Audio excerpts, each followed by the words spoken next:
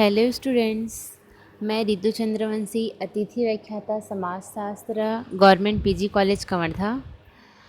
आज का हमारा टॉपिक है आप लोग का पेपर थर्ड का सेकंड यूनिट सस्टेनेबल डेवलपमेंट, मतलब सतत विकास। तो चलिए जानते हैं सतत विकास से क्या अभिप्राय है। सतत विकास क्या होता है? देखिए, सतत विकास से हमारा अभिप्राय ऐसे विकास से है जो हमारी भावी पीढ़ियों की अपनी ज़रूरतें पूरी करने की योग्यता को प्रभावित किए बिना वर्तमान समय की आवश्यकताओं को पूरी करें। ठीक है।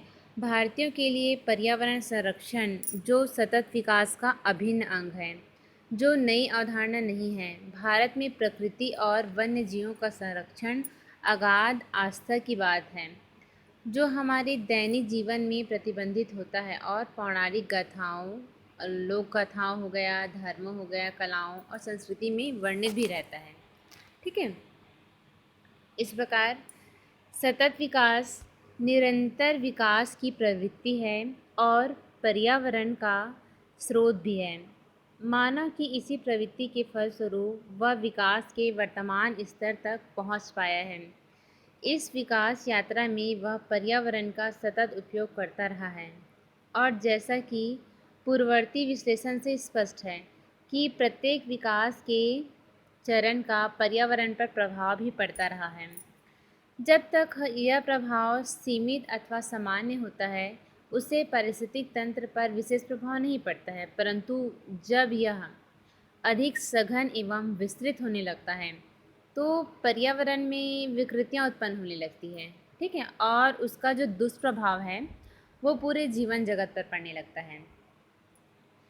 इसी कारण आज का जो विश्व है उसके सम्मुख एक चुनौती है कि क्या विकास, यदि नहीं तो विकास की फिर सही दिशा क्या होगी जिससे पर्यावरण और परिस्थिति तंत्र दोनों पर कोई विपरीत प्रभाव न पड़े, है ना।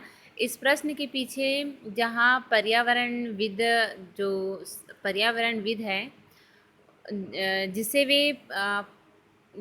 वे पर्यावरण प्रदूषण या प्रदूषण दानव, पर्यावरण संकट, पारिस्थितिक तंत्र का विनाश, अंधकार में भविष्य, नगरों का प्रदूषण, भूमध्य एवं तापीय द्वीपों का विस्तार और आनुवंशिकी संकट, रेडियोधर्मिता द्वारा विनाश, कीटनाशकों का कुप्रभाव और अनेकानेक भयावह शब्दों व विशेषकर पर्यावरण संकट के प्रति हमेशा सचेत रहे हैं।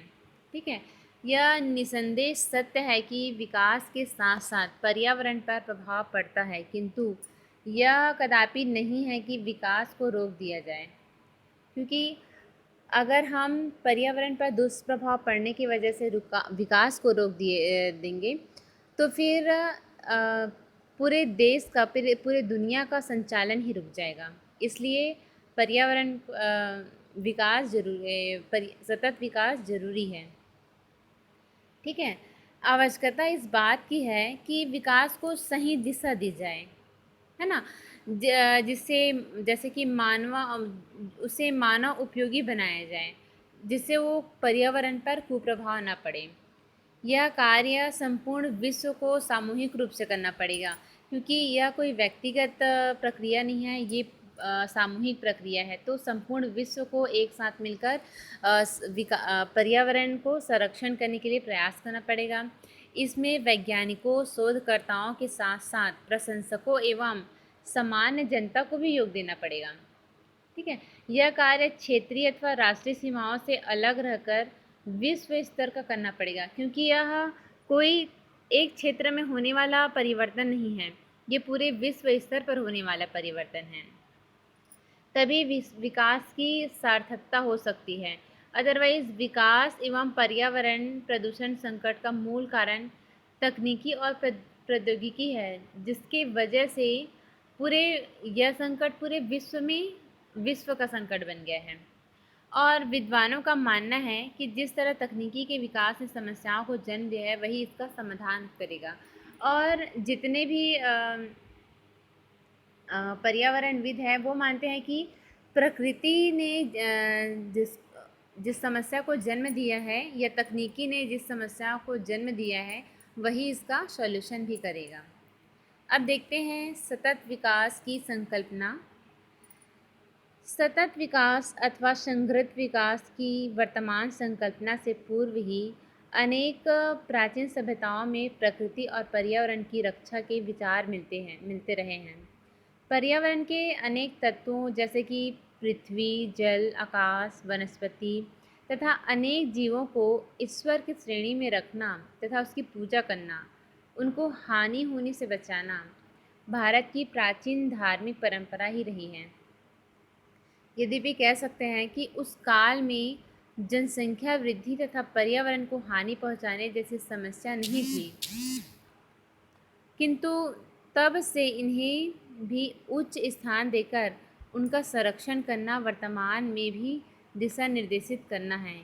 इसी प्रकार ग्रीक में जी अथवा जीला का वर्णन पृथ्वी को ईश्वर तुल्य मानना है। इस प्रकार यह एक सामूहिक प्रक्रिया है जिसको विश्व स्तर पर इसको सॉल्यूशन करना पड़ेगा।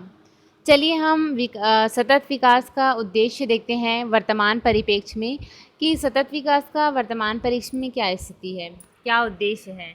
जैसे कि नरेंद्र मोदी जो भारत के प्रधानमंत्री हैं, उन्होंने एजेंडा 2020 के पीछे 2020 लाया है, 30 लाया है, जिसके पीछे वो बोलते हैं कि हमारी सोच जितनी ऊंची है हमारे लक्ष्य भी उतने ही समग्र हैं। इनमें उन समस्याओं को प्राथमिकता दी गई है जो पिछले कई दशकों से अनसुलझी हुई है और इन लक्ष्यों से हमारे जीवन को निर्धारित करने वाले सामाजिक, आर्थिक और पर्यावरणीय पहलुओं के बारे में हमारे विकसित होती समझ की झलक मिलती है। देखो, मानवता के 1/6 हिस्से के सतत विकास व विश्व और हमारे सुंदर पृथ्वी के लिए बहुत गहरा असर होगा। इस प्रकार नरेंद्र मोदी ने एजेंडा 2020 लाया है, जिसमें उन्होंने ऐसी अनसुलझी बातों को सुलझाने का प्रयास किया है और बोला है कि सतत विकास विश्व और हमारे सुंदर पृथ्वी के लिए बहुत गहरा असर होगा। ठीक है। इस प्रकार एंटियोनो गुटरेस जो संयुक्त राष्ट्र महासचिव हैं, वो 2015 में अनुमोदित उनकी 2030 एजेंडा है ना, और उनके उसके सतत विकास लक्ष्य इन चुनौतियों और इसके अंतर संबंधों के समाधान के लिए संपूर्ण और सामंजस्यपूर्ण फ्रेमवर्क प्रदान करता है। इसके अंतर्गत सदस्य राष्ट्रों को सतत विकास के सामाजिक, आर्थिक और पर्यावरणीय पहलुओं का समाधान संतुलित ढंग से करना होगा।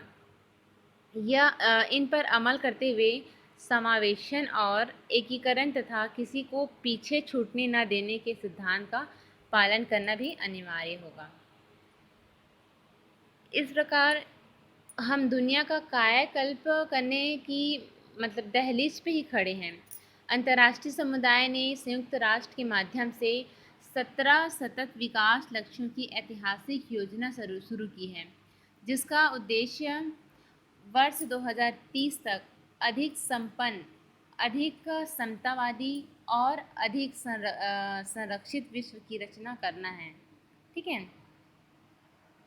सतत विकास के लक्ष्य और 159 उसके उद्देश्य।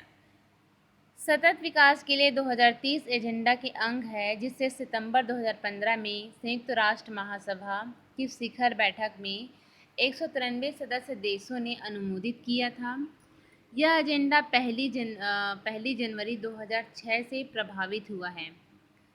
इन लक्ष्यों को निर्धारित करने के लिए हुई अभूतपूर्व परामर्श प्रक्रिया में राष्ट्रीय सरकारों और दुनिया भर के लाखों नागरिकों ने मिलकर बातचीत की और अगले 15 वर्ष के लिए सतत विकास हासिल करने का वैश्विक मार्ग अपनाया। ठीक है, इससे हमारी दुनिया का कायाकल्प भी होता नज़र आ रहा है। जैसे कि सतत विकास लक्ष्य और उद्देश्य सबसे महत्वपूर्ण क्षेत्र में कार्यवाही प्रेरित किया है, जैसे कि गरीबी हो गई, भुखमरी हो गई, शिक्षा, स्वास्थ्य और खुशहाली। शिक्षा, लैंगिक असमानता या समानता, जल एवं स्वच्छता, ऊर्जा, आर्थिक वृद्धि और उत्कृष्ट कार्य, बुनियादी सुविधाएं, उद्योग एवं नवाचार, असमानताओं में कमी, संवहनी शहर, उपभोक्ता एवं उत्पाद और जलवायु कार्यवाही, परिस्थितियाँ प्रणाली, शांति एवं न्याय और भागीदारी। इस समग्र एजेंडा में माना गया है कि अब केवल आर्थिक वृद्धि पर फोकस करना पर्याप्त नहीं है, बल्कि निष्पक्ष और अधिक समतामूलक समाज तथा अधिक संरचित एवं अधिक संपन्न पृथ्वी पर फोकस करना होगा। इसमें यह माना गया है कि शांति, न्याय और पर्यावरण संरक्षण और औद्योगिक विकास के कार्य एक दूसरे से अलग नहीं हैं, बल्कि उसी परिवर्तन के अंग हैं। इसमें सबसे अधिक मान्यता इस बात को दी गई है कि वैश्विक और परस्पर जुड़ी चुनौतियों से लड़ने के लिए केवल वैश्विक और परस्पर जुड़े समाधान की आवश्यकता है। यह एक महत्वाकांक्षी योजना है जिसके लिए सरकार, कारोबार जगत और प्रबुद्ध समाज और व्यक्तियों के बीच नए सिरे से वैश्विक साझेदारी की आवश्यकता है। हम जैसे जैसे 159 उद्देश्यों की पूर्ति की ओर आगे बढ़ेंगे, वैसे वैसे राष्ट्रीय और वैश्विक विकास को अधिक सतत और अधिक सुदृढ़ मार्ग मोड़ते जाएंगे। देखो, 2030 के लिए वैश्विक एजेंडा का मूल मंत्र, सार्वभौमिक सिद्धांत क्या था? कोई पीछे ना छूटे, है ना। इस उद्देश्य पर अमल करने के लिए यह ज़रूरी हो जाता है कि ये सभी सरकारों और काम करने वाले के लिए प्रासंगिक होना चाहिए। विकास को अपने सभी आयाम में सभी के लिए हर जगह समावेशी होना चाहिए और उसका निर्माण हर किसी के विशेष कर सबसे लाचार और हाशिए पर जीते लोगों की भागीदारी से होना चाहिए। सतत विकास में भारत की भी अग्रणी भूमिका है, जैसे कि भारत सरकार सतत विकास लक्ष्य सहित 2030 के एजेंडा के प्रति सुदृढ़ता से समर्पित इसका प्रमाण राष्ट्रीय और अंतर्राष्ट्रीय बैठक में प्रधानमंत्री और भारत सरकार के वरिष्ठ मंत्रियों के वक्तव्यों से मिलता है। भारत के राष्ट्रीय विकास लक्ष्य और समावेशी विकास के लिए सबका साथ सबका विकास नीतिगत पहल और सतत विकास लक्ष्यों के अनुरूप है और भारत दुनिया भर में सतत विकास लक्ष्यों को हासिल करने में सफलता निर्धारित करने में अग्रणी भूमिका निभाएगा। स्वयं प्रधानमंत्री नरेंद्र मोदी ने कहा है कि इन लक्ष्यों से हमारे जीवन को निर्धारित करने वाले सामाजिक, आर्थिक और पर्यावरणीय पहलुओं के बारे में हमारी विकसित समझ झलक दिखाई मिलती है। सतत विकास के लक्ष्यों के लिए भारत सरकार द्वारा राष्ट्रीय कार्यवाही भी की गई, जो इस प्रकार है। सतत विकास लक्ष्यों के तालमेल का काम भारत सरकार के नीति आयोग को सौंपा गया है। नीति आयोग ने सतत विकास लक्ष्यों और उनके उद्देश्यों से जुड़ी योजनाओं की पहचान भी शुरू की है ना, और इस हर उद्देश्य के लिए अग्रणी एवं सहायक मंत्रालयों की पहचान भी कर ली है। उन्होंने समूचे राष्ट्रीय तंत्र में सतत विकास से जुड़ा दृष्टिकोण अपनाया है और इस बात पर जोर दिया है कि सतत विकास लक्ष्य सामाजिक, आर्थिक और पर्यावरणीय पहलुओं में परस्पर जुड़े हुए हैं।